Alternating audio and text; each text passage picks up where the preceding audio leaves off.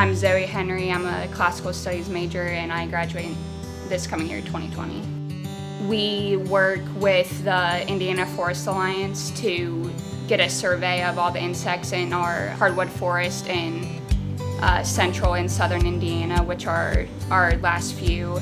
We do a several-year eco-blitz, which they take all the insects that we get in the malaise traps, and then we identify them to see the species that we get and the variety, to see how diverse the ecosystem is there and how important they are. I really want to work in the biology field, so that's why I'm doing the minor, and I'd like to work in national parks, so just getting hands-on experience with that really helped.